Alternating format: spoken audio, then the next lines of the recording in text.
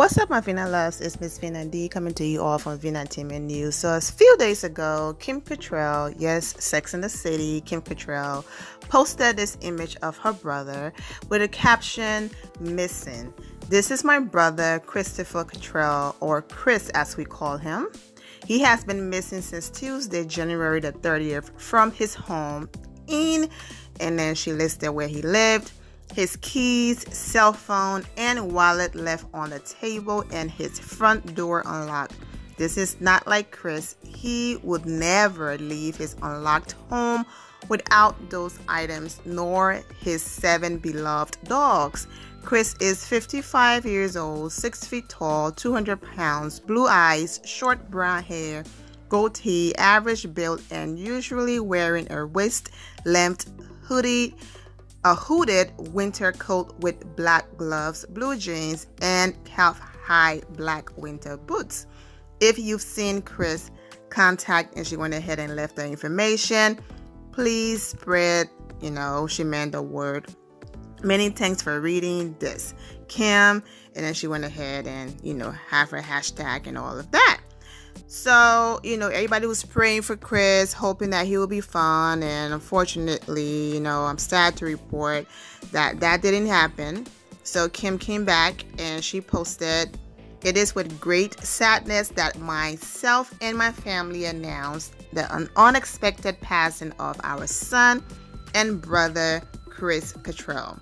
At this time, we ask for privacy, but we want to thank you all on social media for your outpouring of love and support in this trying time." So, of course, Cynthia from Sex and the City went ahead and left a comment. "Hey, Kim, such awful news. So sorry to hear. Sending you love, XO." And Kim responded, "Cynthia, hearing your voice meant so much to me. Thank you for reaching out. Love, Kim." And then she hashtagged Sex and the City. All right. So, of course, if you can't see the image, this is, her. All right. So that was that. And, that was very sad. And, the fans are on her page telling her they're sorry. But then out of nowhere, well, let's continue. Kim then posted, "I would like to thank my fans, friends, and my Sex and the City colleagues for the outpouring of support for myself and family over the past 72 hours. Hashtag Sex and the City." So everybody thought everything is cool. It's so sad. My condolences to her family. She lost her brother. Then out of nowhere, she posts this: "I don't need your love or support at this tragic time." And she tagged Sarah Jessica Parker. Now, I know what you're going to say. Well, Sex and the City was such an iconic show that no matter what these ladies go on to do, no matter if they are still popular or not, they will always be A-list actress to me. And a lot of people, they are icon. That show was a classic. It will always be a classic. The reruns are still classics. I mean, they will always be up there. So yes, you see celebrities go back and forth and all of those things, but it's not often you see A-list celebrities using social media to just go in on someone. You know what I'm saying? And I'm online minding my business. Yeah, minding my business, that's in, not making it obvious, but I'm lurking, okay? I'm a lurker, so I'm lurking and stuff, and I'm like, whoa, wait a minute, what is going on? She posts, "I don't need your love or support at this tragic time. Sarah Jessica Parker, my mom asked me today, when will that, at Sarah Jessica Parker, that hypocrite, leave you alone? Your continuous reaching out is a painful reminder of how cruel you really were then and now. Let me make this very clear. If I haven't already, you are not my family. You are not my friend. So I'm writing to tell you one last time to stop exploiting our tragedy in order to restore your nice girl persona. Copy and paste link." I'm like, ooh. So, people speak your truth, sweet friend. Ignore the negative comments. Only you know what you've endured. Love you. Now, you guys know what I normally do. I go through the comments and all of that. But at this point, I want to go through the article, see what it's about and all of that. Then, you know, if the video is not too long, then I would get into the comments. But at this point, you already know what the comment is going to be. You know, 90%. Let me take that back. 80% for Sarah Jessica Parker, because she's so sweet and she's never in the news for drama. You know, it's too hard to believe that, you know, she would be this evil person that Kim is trying to describe. And then, of course, you have people on Kim's side agreeing, oh, Sarah Jessica Parker, a nice girl, is faking all of that. So I'm like, let me go and pull up this link because, whoo. So I pulled up the link. It brings me into New York Post, and the title reads, Inside the Mean Girls Culture That Destroys Sex in the City. It's a long article now. I'm going to try to read most of it, but then I'm just going to go ahead and end up putting the link in the description below if I don't get through all of it. But that was just like, this just caught me off guard. Like, oh my gosh. So anyways, the article began, last week, Sarah Jessica Parker squashed dreams with a sharpened stiletto heel when, out of the blue, she released a statement confirming that there would be no third Sex and the City movie. I'm disappointed we had this beautiful, funny, heartbreaking, joyful, very relatable script. Parker, notoriously self-conscious about her nice girl image, didn't point fingers, but she didn't have to. That same day, an anonymously sourced article ran in the Daily Mail, which blamed Parker's former sex co-star Kim Cattrall and her demands for killing the movie. Cattrall tweeted the next day, quote, woke to a at Mail Online poop emoji, K Storm. The only demand I ever made was that I didn't want to do a third film, and that was back in 2016. But the floodgates had opened and articles were pumped out about the death of the movie, quoting other sex stars and producers who confirmed the movie was over and what an awful thing that was for fans. Don't forget to pity the movie studio and executive producer Parker, who made millions on the first two films. Within 24 hours, Cattrall was once more the villain. Having once been the deputy editor of Page 6 for 10 years, I was familiar with this pattern. Before each of the previous sex movies, reports would inevitably surface that production was being held up by Cattrall's salary demands. All right, but this time, unlike all the other times, she'd been made to look like a diva. Cattrall didn't take it lying down.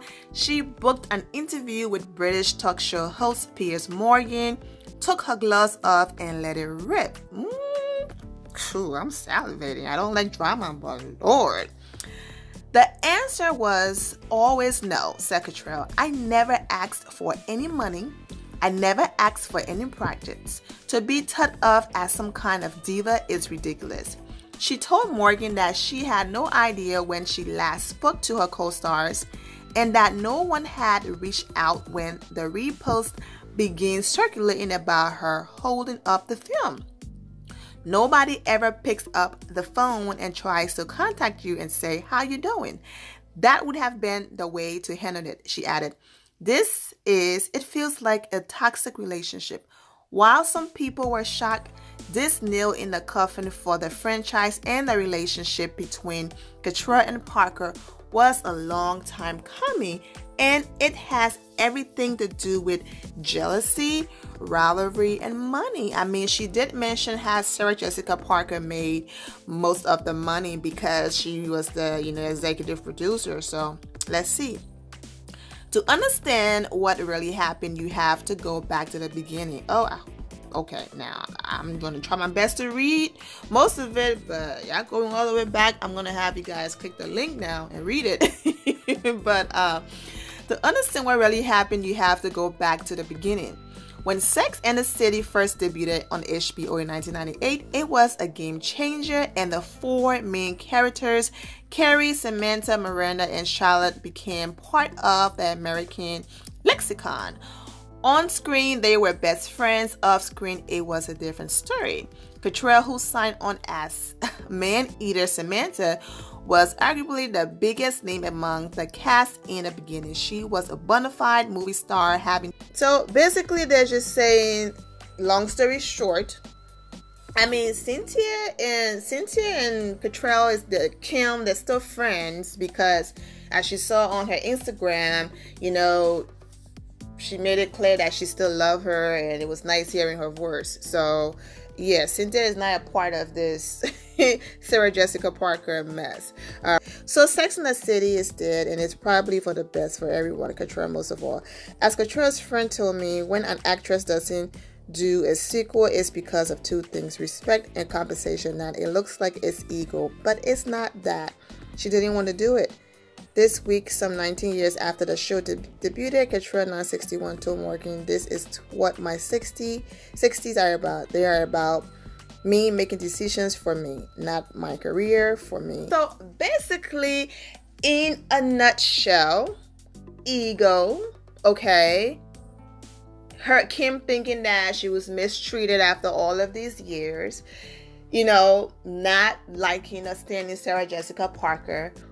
All of that is the reason why she's mad and she's not doing another movie. She's also mad because even though she didn't say it, she feels like Sarah Jessica Parker put out this good girl image, but then go behind the scenes and is the one leaking these articles. She's saying that Sarah Jessica Parker is the source, you know, who's leaking all of these negative articles to the press about her, even though she have no proof. And then she's saying that because her brother passed, everyone is looking to Sarah Jessica Parker and all of the Sex and the City cast to, you know, send condolences, because that's just what social media is. You do it in private and it's like, oh, are you going to, you know, shout out your friend? Your friend brother died. So she's getting mad and saying that, why would a woman who fed articles about her, negative ones at that, to the press, will want to then come and be all like nice and say, in a nutshell, that's what's going on. She just feel like you're the one feeding all of these bad articles about me, but then want to come and pretend like you're all nice, but you're not nice. So, man, my condolences to Kim, but this is a mess. But you know what? Y'all made y'all money, just move on, or y'all can be Destiny's Child, you know, if it's really that serious, because Kim was a huge part of the movie and the franchise. So I don't think they can do another one without her. I'm sure they can make another one and write her out of it, but with the new tension, it's not going to do, it will probably do good. But with the known tension, now let's just say people did not know all of this, then I would say yes, make another one and write her out. There's a lot of ways to write her out of the movie. But with all of this tension, yeah, I don't think it's worth investing money and doing all that if it's going to lead to, you know, you guys not making your money back. But this was very interesting. Wow, just put her on blast. Now, the video is long enough, guys, so I'm not going to go ahead and do the whole Instagram comment screen record thing. But go ahead and type their names in Google, and you can go to the Instagram pages yourself, even if you don't have Instagram, and go to the pages yourself and see what people have to say about this. Wow, can we all just get along, man? Especially this whole year and movement and equality and women coming together and supporting each other. This is just all bad. Like, I understand, you know, people like Sarah Jessica Parker, who's very positive and nice, like myself, they don't like to be publicly called out or embarrassed. So Kim was like, all of this behind the scenes stuff, I think if I publicly embarrass her and just put it out there, she would get the message that leave me the F alone. So there you go. I'm going to go ahead and end it here, my final loves. I'm wishing you all an amazing day. Remember to always have the God bless attitude, which is being positive at all times and seeing the good in every situation. Have a great day, guys. God bless.